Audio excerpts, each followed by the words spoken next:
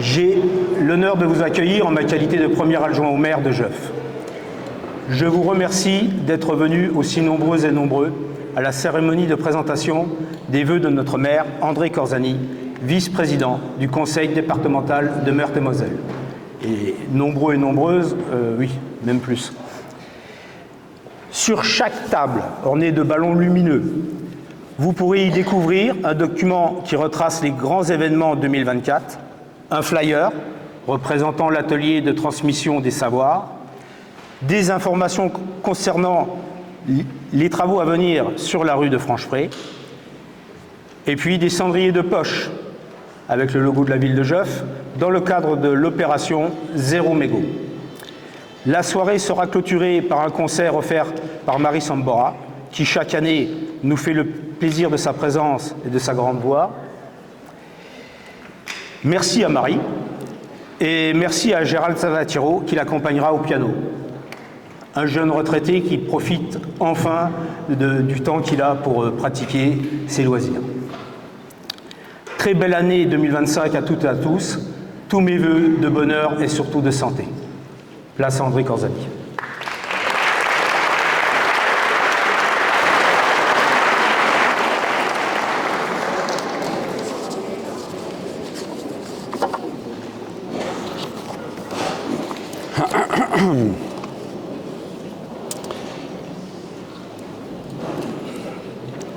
Madame la députée maire honoraire, ma chère Colette, Mesdames et Messieurs les élus, fort nombreux, des maires, le président de l'OLC, autant d'amis que je salue, Monsieur Vidili, ancien maire de Moutier, Madame le maire de Moutier est là, mais il y a des maires nombreux. Je m'interdis de les citer tous, je crains d'en oublier. Je salue la présence du commandant Arduni, qui est responsable du commissariat de police Jeuf-Briey. C'est dans ce sens-là qu'on le dit, je ne sais plus. Je plaisante. Et puis du commandant Grosso, qui est le patron de la gendarmerie de notre secteur.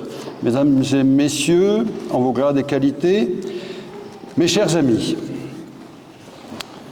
la voie sur laquelle nous cheminons ensemble depuis de nombreuses années est celle de la transparence, du respect et de l'humanisme.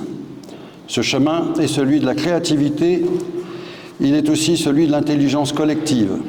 Il donne à notre ville cette image que j'aime à évoquer, celle d'une ville belle, rebelle et solidaire. Merci donc à vous, toutes et tous, qui êtes à nouveau si nombreux et nombreux ce soir à être engagés dans cette action opiniâtre et passionnante qui consiste à dessiner l'avenir de notre ville et de notre bassin. Merci à vous, Joviciennes et Joviciens, mais aussi merci à tous nos très nombreux partenaires, que ce soit les élus des villes voisines, les chefs d'entreprise, vous les enseignants, vous les commerçants, et bien évidemment vous les bénévoles qui vivez avec une telle intensité votre engagement associatif.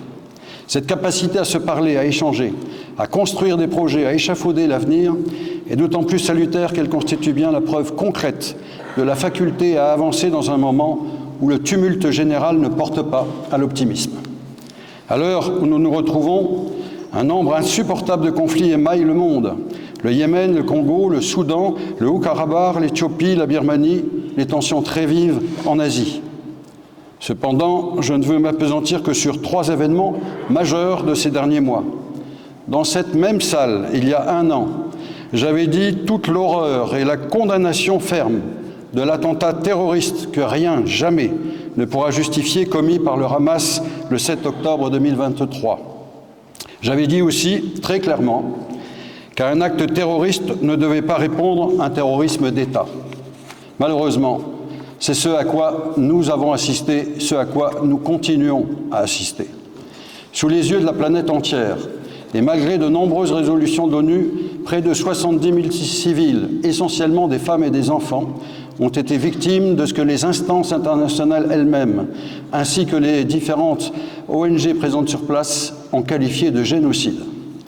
L'inaction coupable de la communauté internationale aura permis au gouvernement d'extrême droite israélien d'agresser le pays voisin indépendant et libre, le Liban. Je suis, comme vous sans doute, très heureux que ces derniers jours, un accord soit intervenu permettant la libération de quelques dizaines d'otages israéliens et de quelques centaines d'otages palestiniens. Tous, c'est l'exigence universelle, doivent retrouver la liberté.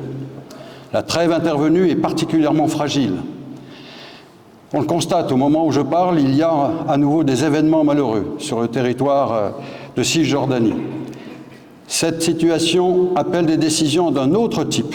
Les deux peuples, israéliens et palestiniens, n'ont plus besoin de haine et de violence.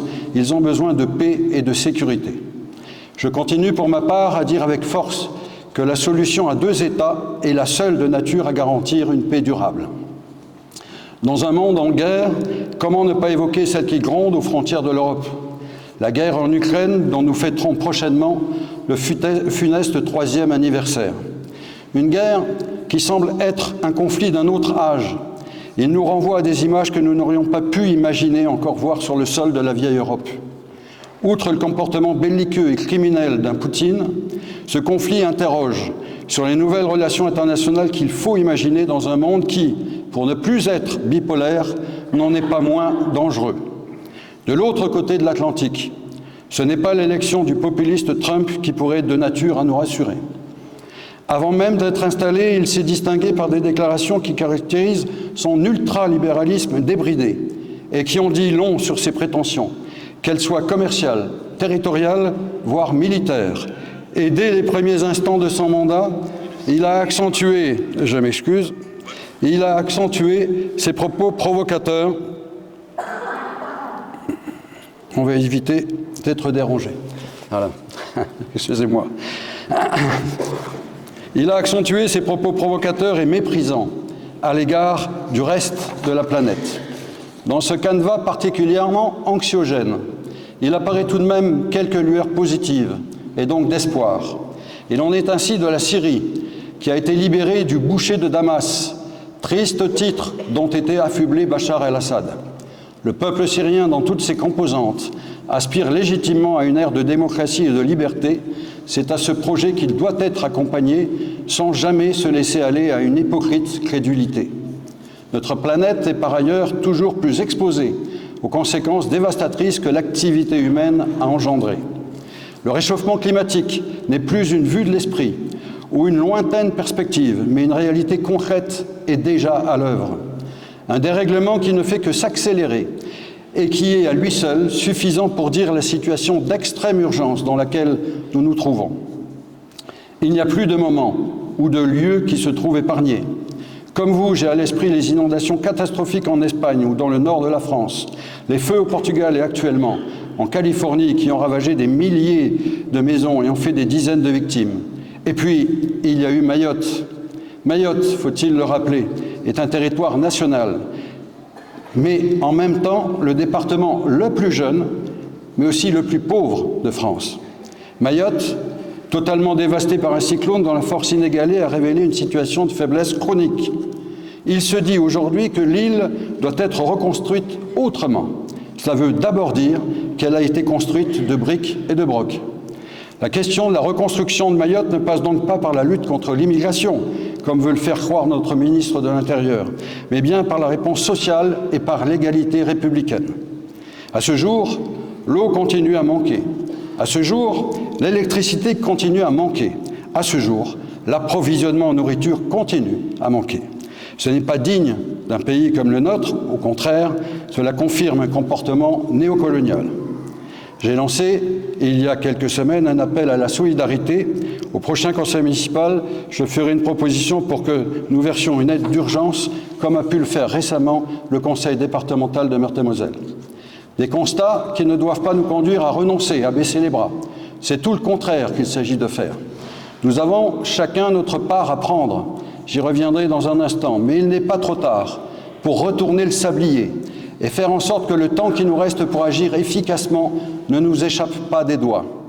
Évidemment, chacun n'assume pas le même niveau de responsabilité. Lorsque l'on sait que les 1% les plus riches de la planète ont épuisé leur budget carbone 2025 en seulement 10 jours. Là encore, il y a déficience des gouvernements qui ont donné à voir à l'occasion de la dernière COP leur incapacité à générer des perspectives audacieuses. Il revient donc, comme c'est souvent le cas, aux peuples du monde à prendre leur avenir en main et à agir avec une telle force d'exigence qu'une nouvelle dynamique puisse enfin être enclenchée.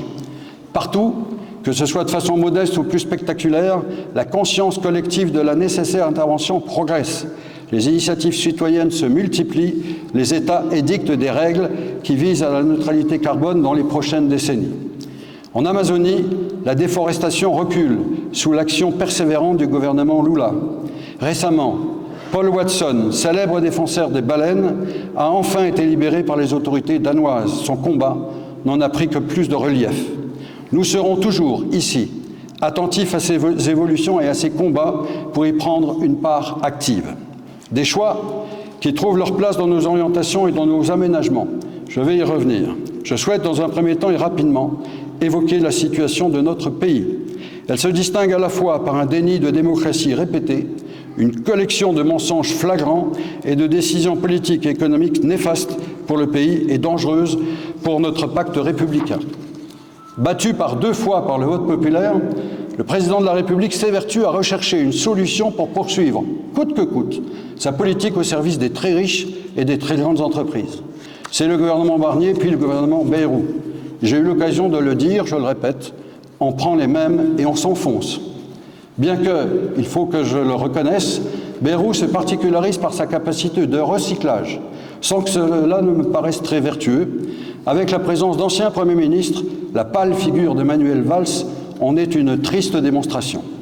Propos mensongers, ai-je dit, les Français, en particulier les retraités, les salariés, les fonctionnaires, mais aussi les collectivités territoriales, seraient responsables d'une partie des déficits publics qui se sont aggravés ces dernières années.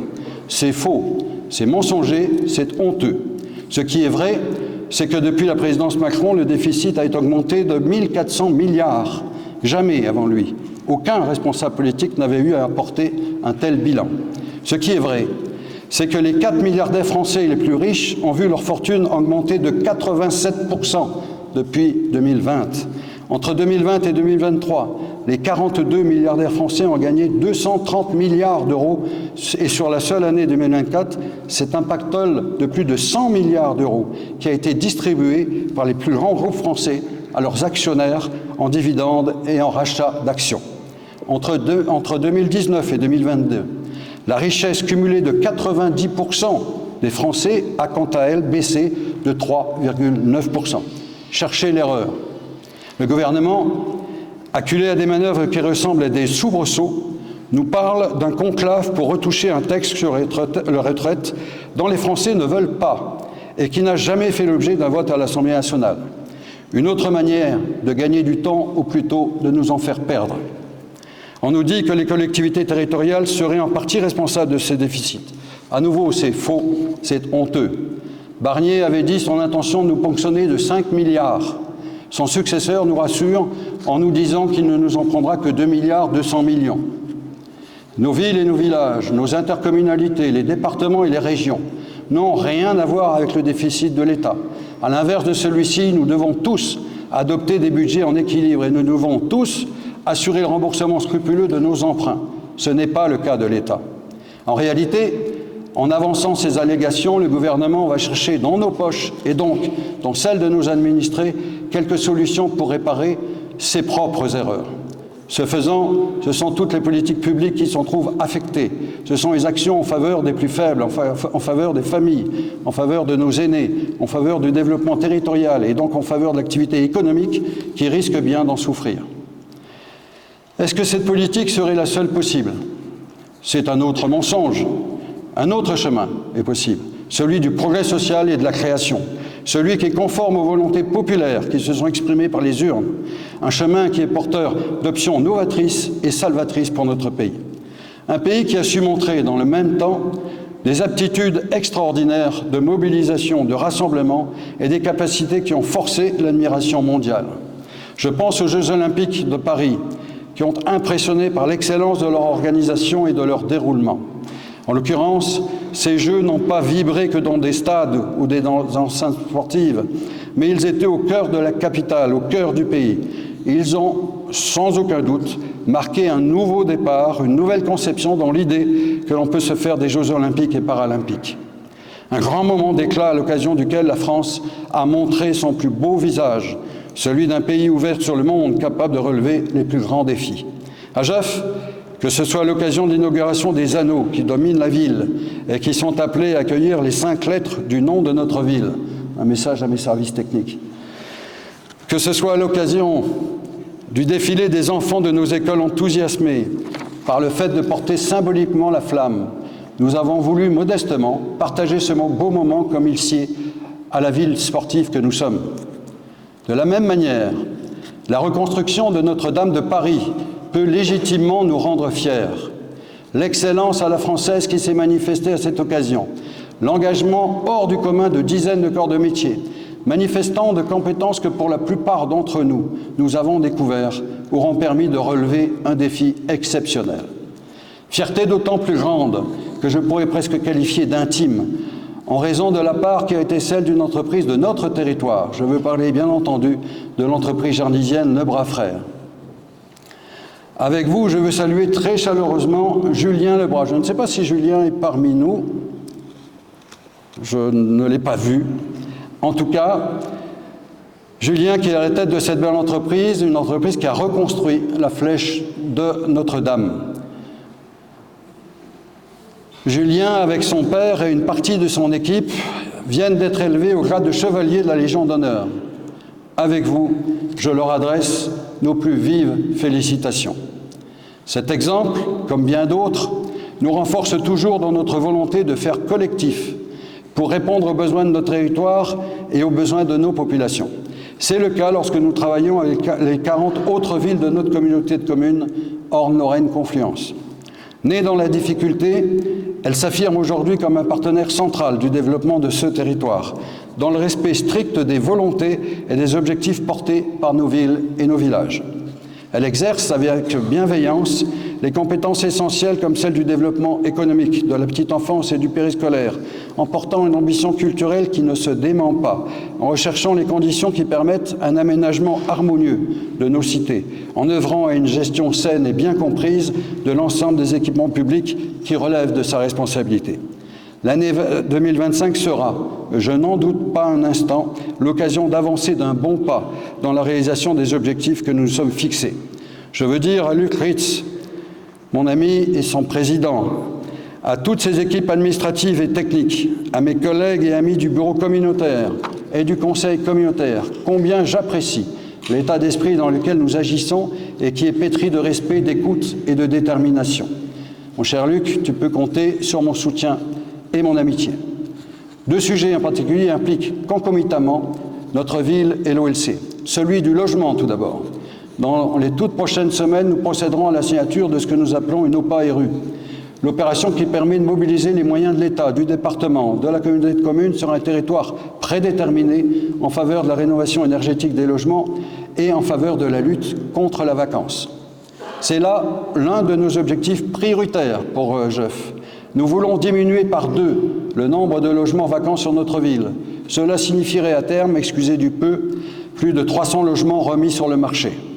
La promesse de nouveaux arrivants, d'enfants pour nos écoles, d'activités commerciales plus soutenues. Je souhaite par ailleurs lutter avec fermeté contre le logement indigne en instaurant le permis de louer. Ce sera fait dans le courant de cette année.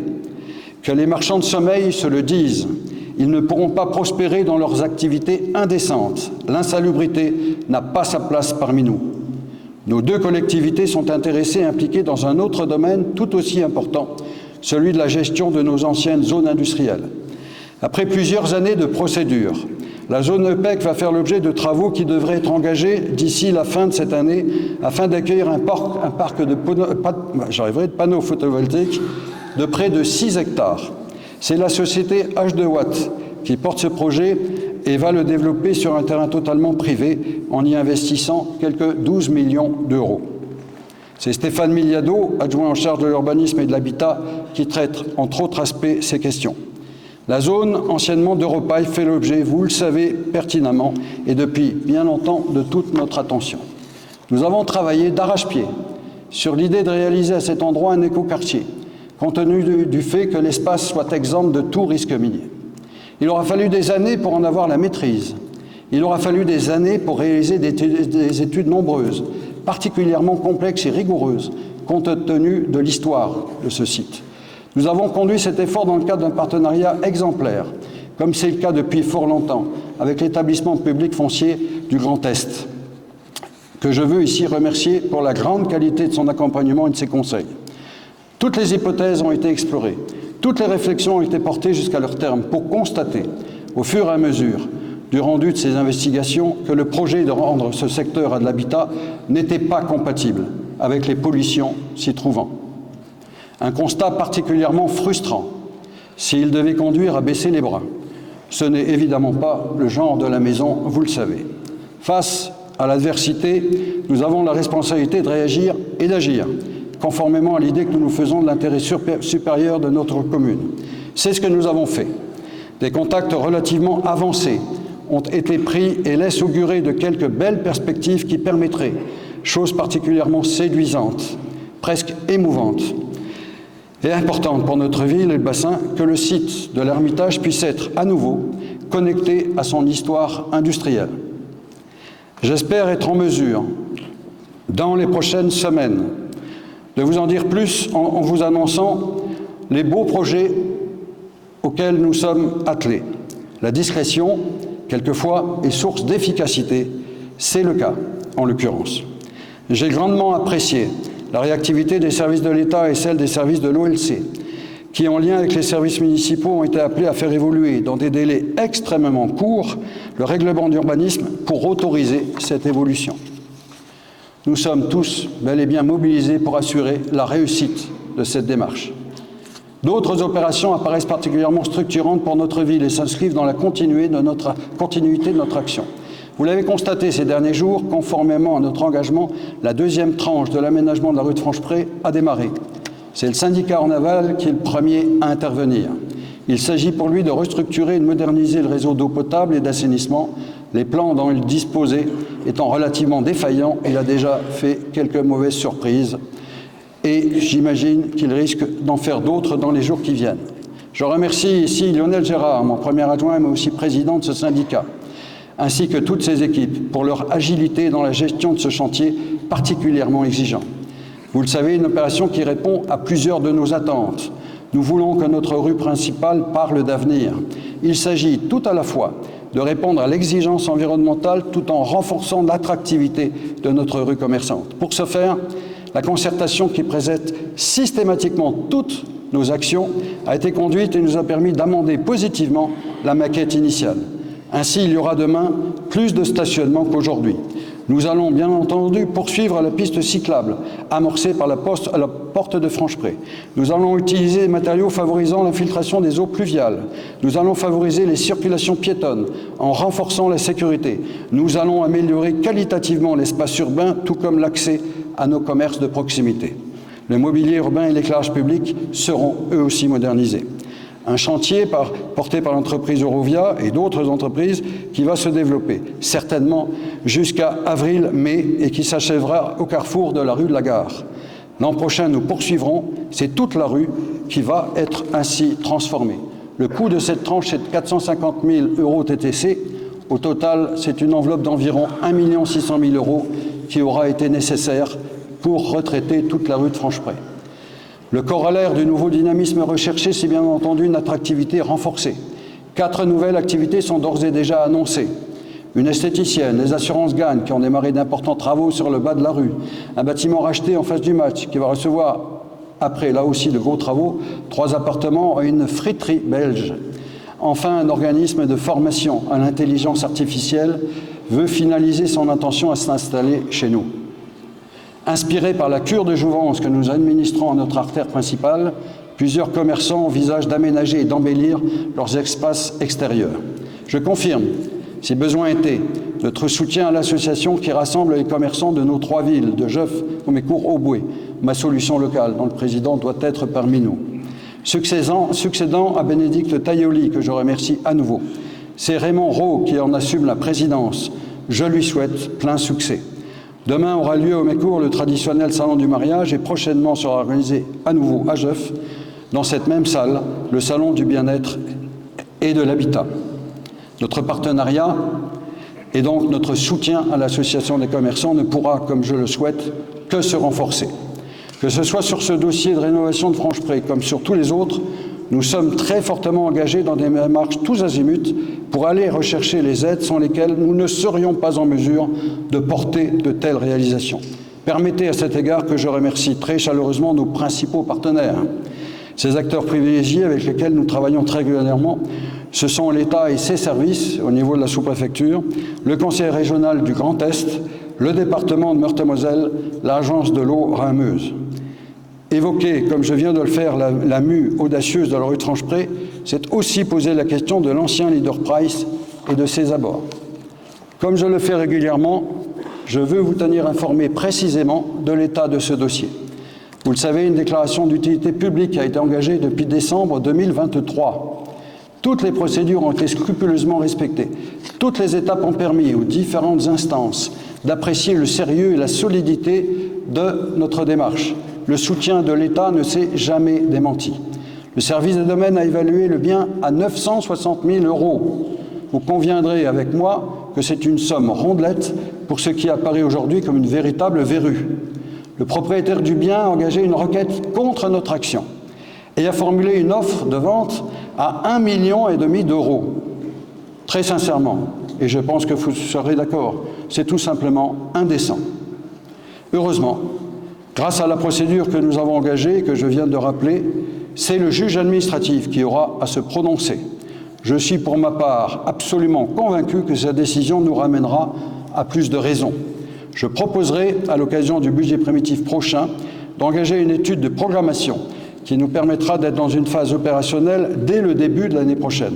Je pense donc qu'il est possible que ce dossier soit finalisé, je l'espère du moins, d'ici la fin de cette année.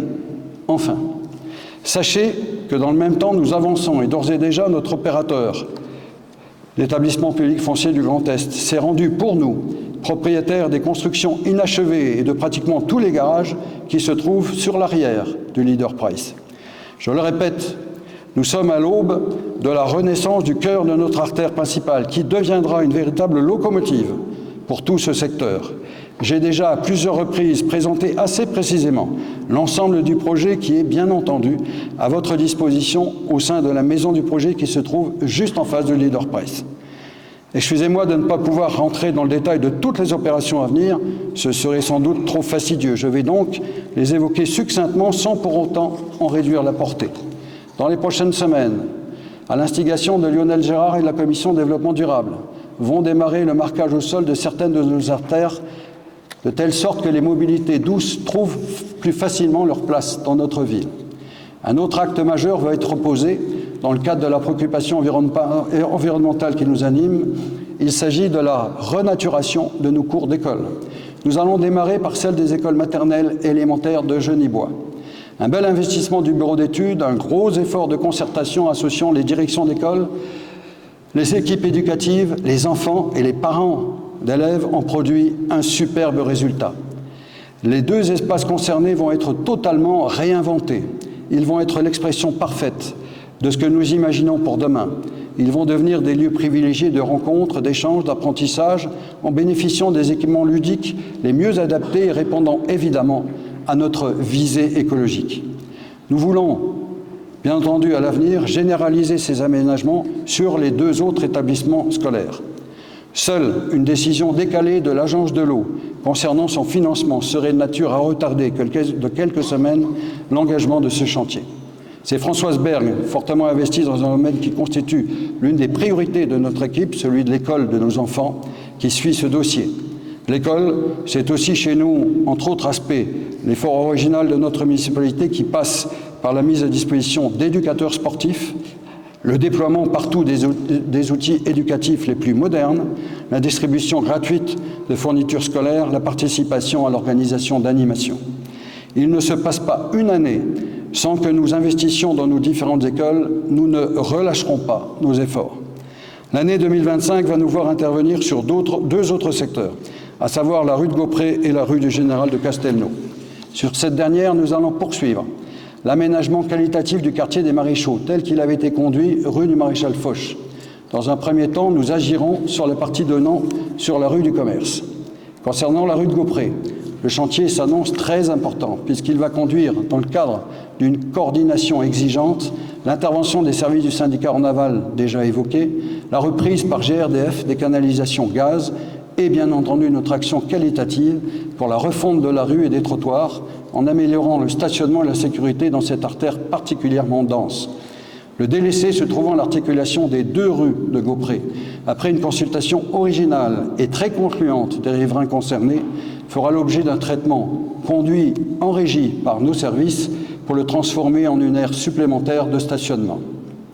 Toujours dans l'esprit d'être économe de nos ressources naturelles et de la dépense publique, après avoir réalisé, grâce à votre compréhension, plus de 150 000 € d'économies avec la réduction de l'éclairage public nocturne, aujourd'hui rétabli, nous lançons actuellement un important travail de renouvellement en LED de tous nos points lumineux.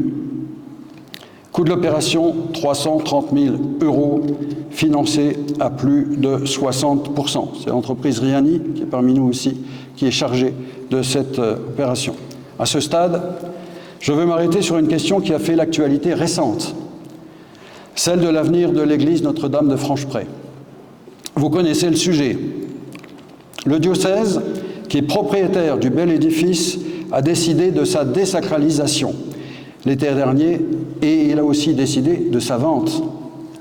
J'ai proposé à Monseigneur l'évêque, que j'ai reçu il y a quelques semaines, la cession du bâtiment pour l'euro symbolique. Le diocèse m'a répondu par un courrier récent en me proposant une cession pour une somme de 500 000 €. Excusez du peu. Votre réaction me conforte. L'annonce de l'abandon de l'église Notre-Dame a provoqué une émotion réelle dans la ville. Cette église, la plus importante du bassin, n'est pas une église comme une autre. Elle est l'émanation, le réceptacle et le témoin de l'histoire sociale, industrielle et surtout humaine de notre bonne ville de Jeuf. Avec mon ami Roger Martinois, président du Cercle de promotion de l'histoire de Jeuf, nous n'avons eu de cesse d'agir pour que ces considérations s'imposent, de telle sorte que l'édifice soit préservé sur le long terme. Il y a derrière tout cela une véritable question morale à laquelle je veux vous associer. L'église, construite par la famille de Wendel, en porte infiniment de traces. Elle a été vendue en 1975 par la Société sidérurgique au diocèse pour, écoutez bien, 1 franc symbolique, et ce, pour plusieurs bâtiments religieux. Il y a un peu plus de 20 ans, souvenez-vous, nous nous sommes déjà mobilisés pour la sauver. Entre la déclaration solennelle que j'avais co-signée le jour de Noël 2002 avec l'abbé Baron, la souscription populaire organisée à l'instigation de l'association Les Amis de Notre-Dame, présidée par Roger Martinois, et grâce à l'action de notre municipalité pour rechercher les financements nécessaires, ont été engagés plus de 500 000 € qui ont permis la rénovation de l'église. Ça veut dire qu'aujourd'hui, lorsque le diocèse veut vendre son patrimoine, il ne fait que vendre ce qui a été rénové par nos soins. Dans un courrier datant de la semaine dernière, et pour marquer ma disponibilité et le fait que je veuille repousser le plus loin possible la faculté de faire que cette église ne se perde pas, j'ai fait une dernière proposition à Monseigneur l'évêque portant notre engagement possible à 100 000 €. Nous n'irons pas plus loin.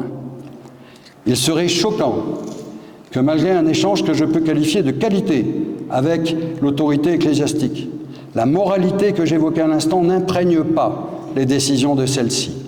Nous aurons sans doute, mes chers amis, à nous retrouver dans et autour de notre église Notre-Dame de Francheprey pour manifester notre attachement à cette grande dame. Concernant l'usage qui pourrait être fait du bâtiment, je vais vous faire une confidence, qui n'en est plus tout à fait une, je pense, puisque cette idée a déjà diffusé, ce qui est parfaitement normal.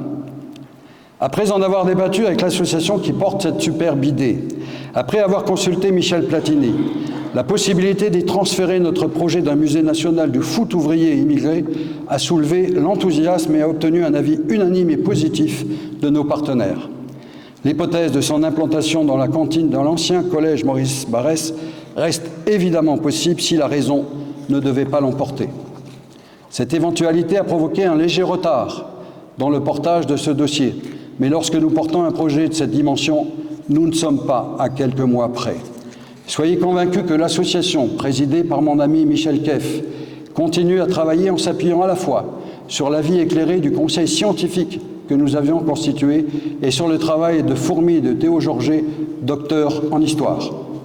Le prochain mois de mars sera sans doute, avec Michel Platini, l'occasion de la création d'un événement médiatique sur ce thème. Comme j'ai l'habitude de le faire, je vous rendrai compte de l'évolution de ces questions de manière régulière. Autre grosse opération qui va marquer positivement l'histoire de nos services techniques, la construction d'un nouveau bâtiment sur le site actuel des services voirie. Bâtiment qui recevra l'ensemble de nos services techniques, un outil nécessaire qui nous permettra de rationaliser notre organisation. Le bâtiment rue Schneider, que vous connaissez, sera vendu dans les tout prochains mois. Je souhaite que le transfert puisse avoir lieu à l'automne. Lucien Vigo, adjoint aux travaux, suit cette action comme tous les autres chantiers. Je veux remercier notre chef de projet, Frédéric Piballot, architecte de son État, qui est appelé à concevoir, à conduire l'ensemble de ces très grosses opérations. Opérations qui seront conduites, comme nous le faisons systématiquement, dans le strict respect, bien entendu, de nos capacités financières. À ce sujet, et c'est l'une des fiertés de toute mon équipe, malgré les contraintes qui pèsent sur nous, malgré les charges transférées par l'État, nous ferons en sorte que pour la 17e année consécutive, le taux d'imposition communale n'augmente pas. Cette annonce, vous en conviendrez, est tout sauf banale, tellement elle requiert une gestion rigoureuse et une maîtrise précise de tous nos engagements. Peu de collectivités dans le pays peuvent s'enorgueillir d'un tel résultat. Deux préoccupations vont retenir pour longtemps notre attention. Je suis convaincu que vous les partagez avec nous. Ce sont celles de la sécurité et de la santé publique. Concernant la sécurité publique, je veux dire ici ma satisfaction à notre police municipale, constituée aujourd'hui par nos deux agents, Stéphane Olszewski et Fabrice Cuc, dont la présence et l'activité se révèlent être particulièrement appréciées et efficaces. Attentifs à ma demande à développer des efforts de prévention, ils n'hésitent pas et ils n'hésiteront pas, là aussi conformément à mon attente, de faire preuve de toute l'autorité nécessaire. Ils s'appuient sur un réseau de 62 caméras de vidéoprotection qui fait l'objet actuellement d'investissements de modernisation, en particulier, dans un premier temps, sur le serveur central. Ils s'appuient aussi, et j'en suis très heureux, sur des relations de haute qualité et dont j'ai souligné la fluidité avec les services de police. Je salue ici le nouveau commandant de police, M. Arduni, dont j'ai loué la disponibilité et la clarté de l'engagement. Relevant d'un territoire police, il n'en reste pas moins que, selon les enquêtes en cours, nous avons à travailler en toute proximité avec les services de gendarmerie. Je salue et remercie de son écoute le commandant Grosso. À l'occasion d'une rencontre récente et d'un échange franc et complet avec Madame la procureure de la République, j'ai pu aborder tous les sujets afférents à notre ville. J'apprécie la clarté et la force de sa détermination. Grâce à ce travail partenarial permanent et aux moyens mobilisés, des résultats probants ont été obtenus. Évidemment, nous ne serons jamais complètement à l'abri de tel ou tel phénomène.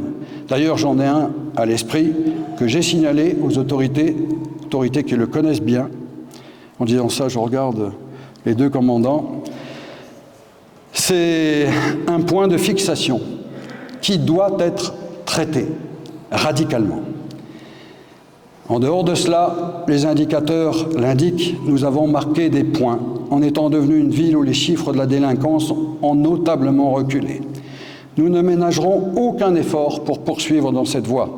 À ce propos, je proposerai au conseil municipal de renforcer les effectifs de notre police municipale en recrutant d'ici la rentrée prochaine un 3e agent. Enfin, je vais revenir sur une décision éminemment positive dans l'organisation territoriale de ce travail. C'est la convention de partenariat signée avec la ville de Montois-la-Montagne. Je me réjouis de la faculté qu'elle nous offre de structurer ensemble un service qui, de ce fait, se trouve sensiblement renforcé. À mon amie Sophie Vanny, maire de Montois, ici présente, je redis toute ma disponibilité pour renforcer nos coopérations. Une coopération qui nous a amené à plusieurs reprises à porter ensemble quelques initiatives, de belles initiatives. C'est le cas avec la course de côte, le passage du Tour de France ou encore la tenue synchronisée de nos 2 marchés de Noël. Ma chère Sophie, merci pour ta confiance et pour ton dynamisme tout à fait communicatif. Lorsque sont évoquées les questions de sécurité, nous pensons aussi bien entendu aux pompiers. J'ai vu tout à l'heure le lieutenant qui est là. Outre notre gratitude, voire notre admiration, je veux leur dire que je reste complètement mobilisé pour que l'engagement pris de la réalisation d'un nouveau casernement soit tenu. En contact fréquent avec le président du conseil d'administration du SDIS, je ne manque pas de m'entretenir de ce dossier avec lui. Il en a fait l'une de ses priorités. Concernant la situation de la santé publique en France, dans notre bassin, dans notre ville, entre 2022 et 2023, ce sont 7000 lits d'hospitalisation qui ont été supprimés, portant ce chiffre à près de 40 000 depuis 10 ans. Face à la traditionnelle épidémie de grippe, de très nombreux hôpitaux ont été contraints à déclencher le plan blanc. Les services d'urgence sont dans une situation catastrophique et les personnels n'en peuvent plus d'une situation qui met leurs patients en danger. Le fonctionnement quotidien en flux tendu et en sous-effectif ne permet pas de répondre à une surcharge d'activité aussi minime soit-elle. Concernant l'hôpital Maillot, si nous pouvons nous réjouir de l'attitude et de la volonté qui animent le directeur général actuel du CHR, Metz-Thionville, je continue à m'interroger gravement sur le retard considérable pris par l'Agence régionale de santé dans le financement de la rénovation des urgences. Lorsque l'on sait qu'il faudrait 80 millions d'euros pour repenser, comme ça s'avère nécessaire, l'hôpital dans son entier, l'inquiétude est forte. Pour ce qui concerne la présence médicale, avec 9 médecins généralistes, notre ville est sans aucun doute l'une des celles qui est la mieux pourvue au niveau départemental. Ce n'est pas le fait du hasard. La création de nos 2 maisons médicales sur ces 20 dernières années y est pour quelque chose. Pourtant, la pyramide des âges nous alerte. Dans les toutes prochaines années, plusieurs médecins prendront une retraite bien méritée. Nous devons agir, c'est ce que nous faisons. Nous le faisons en lien étroit avec le docteur Jean-Jacques Gottini, notre conseiller santé, et avec le docteur Jean-Louis Claudet, coordinateur de la maison médicale André Aveng. Alors qu'un médecin nous quittera à la fin de cette année, un autre a annoncé son arrivée. Ce résultat doit en appeler d'autres. Nous y travaillons aussi avec la communauté professionnelle territoriale de santé et dans le cadre du contrat local de santé animé par la communauté de communes. Je souligne par ailleurs le rôle important joué par l'association de santé et de services des Pays de l'Orne, qui renforce toujours son action. ASPO, qui gère en particulier l'hôpital de Genimois, l'hôpital de Moyeuvre, l'EHPAD Les Sentiers de Ravenne, un service de soins à domicile et maintenant l'EHPAD de Gandrange. Nos relations sont régulières et particulièrement fructueuses. Qu'Étienne Ravenel, médecin-chef, et Sandrine Galland-Maurice, tous 2 présents dans cette salle, directrice générale, trouvent ici l'expression de mon amitié et de mon appui. Vous savez mes convictions. Le service public de demain doit être le reflet de nos valeurs, les valeurs républicaines. Il doit demeurer accessible à toutes et à tous, tout en intégrant des innovations qui en renforcent l'efficience. La création de l'atelier de transmission des savoirs, inauguré le 2 octobre dernier par la présidente du conseil départemental et la sous-préfète, en est un excellent reflet. Situé en face de la mairie, il s'agit d'un lieu qui, à la fois, se prêtera à des conférences, à des formations prenant l'allure d'une université populaire, mais aussi un espace ouvert aux échanges d'expériences, à l'apprentissage de compétences utiles à la vie de tous les jours. Vous êtes bricoleur, vous voulez aider en transmettant vos capacités, faites-vous connaître et offrez ces quelques heures précieuses qui seront utiles à celui ou celle que vous allez aider. Quel que soit votre âge, quelle que soit votre origine, quelle que soit votre histoire, donnez à vos envies et à votre disponibilité du sens. Une association qui vise à impulser et à coordonner ces différentes activités vient d'être créée en prenant un nom qui est en soi tout un programme, le Cercle des Savoirs, présidé par notre ami Louis Cantal.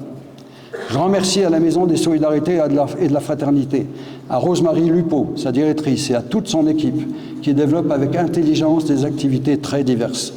Il s'agit d'être attentif à nos aînés, comme c'est le cas avec le développement d'une nouvelle offre de mobilité, de l'organisation de thé dansant en distribution très appréciée des colis de fin d'année ou l'organisation d'événements festifs émaillant l'année. C'est la jeunesse qui est reçue et accompagnée en continu. Ce sont les jouveteaux, ces exemplaires, qui viennent encore de me faire savoir un projet concernant le quartier de Arly.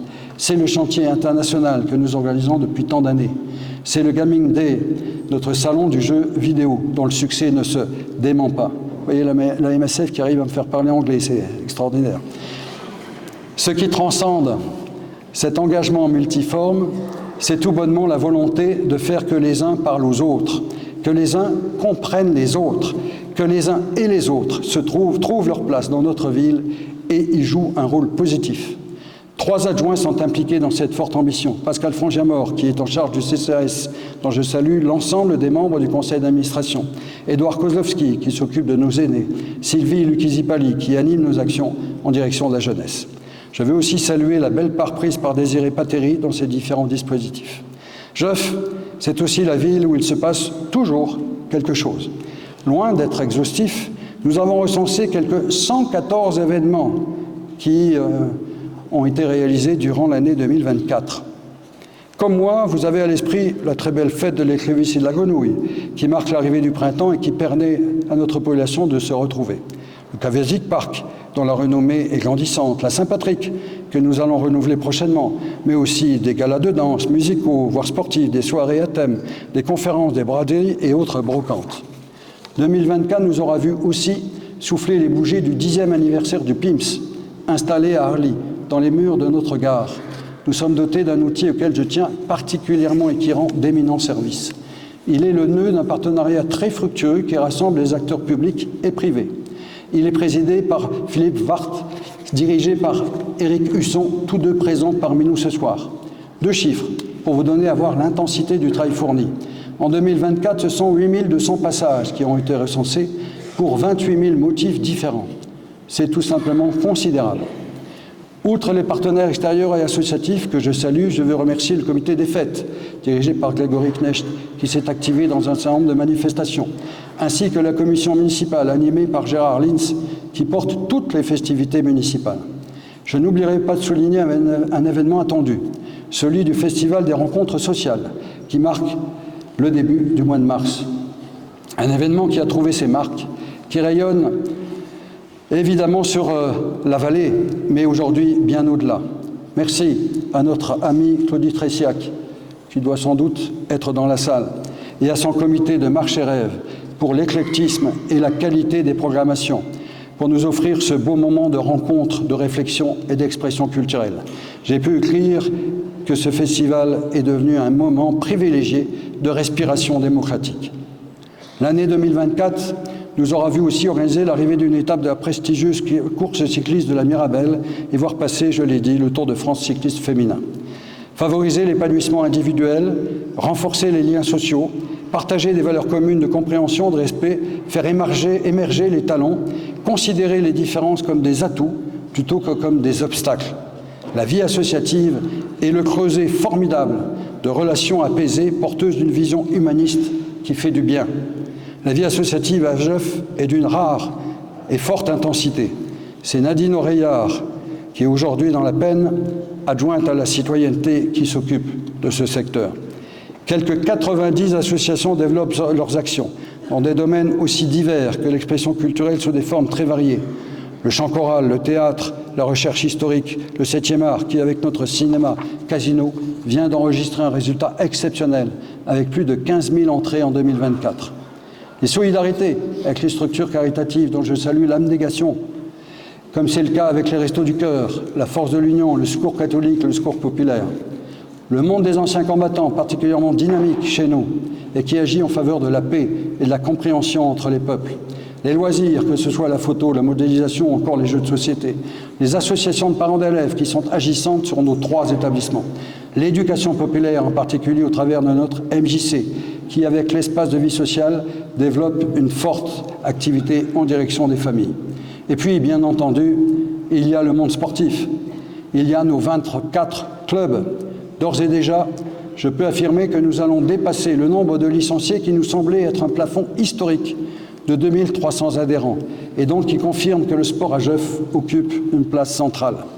24 disciplines, 24 collectifs qui sont à l'origine de résultats qui font notre fierté.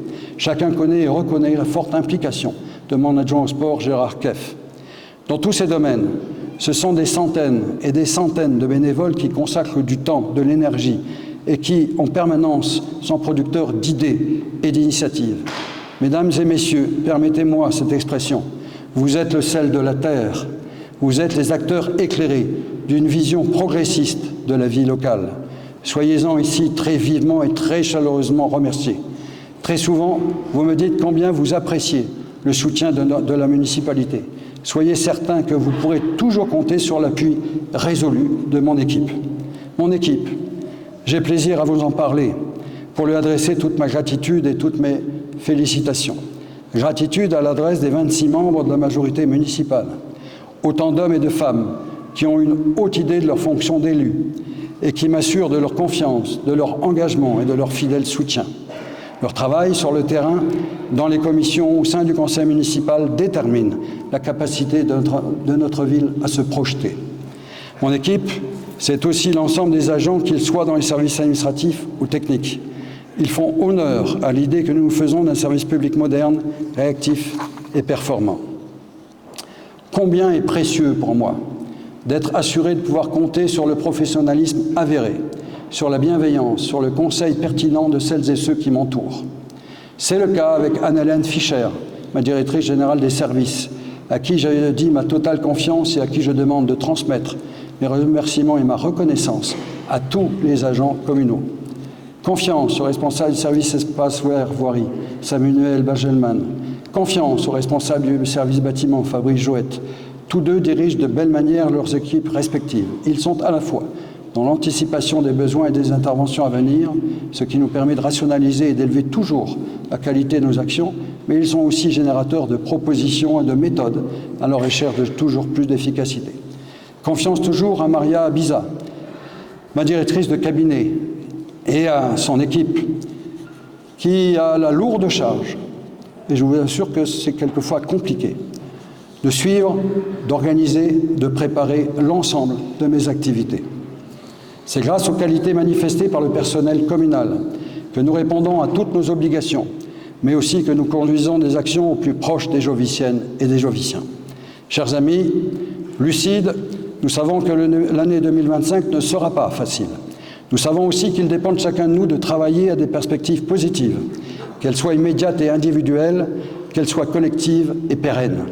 Je vous souhaite donc que cette année soit synonyme pour vous et toutes celles et tous ceux que vous aimez de succès et de santé. Je souhaite aussi qu'elle nous donne l'occasion de faire vivre nos valeurs communes, de faire reculer l'injustice, d'être, même modestement, créateurs de bonheur autour de nous. C'est Romain Rolland qui disait que l'espoir est l'oiseau qui chante quand l'aube est encore sombre. Tendre la main, aider celui qui en a besoin, exercer une solidarité active, combattre la haine partout où elle se cache, partout où elle tente de gagner du terrain, combattre les discriminations et toute forme de stigmatisation. N'y a-t-il pas là matière à donner du sens à nos vies respectives et à faire que les jours et les mois prochains soient pavés de joie et de projets partagés? Je vous souhaite, mesdames, messieurs, mes très chers amis, une très bonne année 2025. Je vous remercie.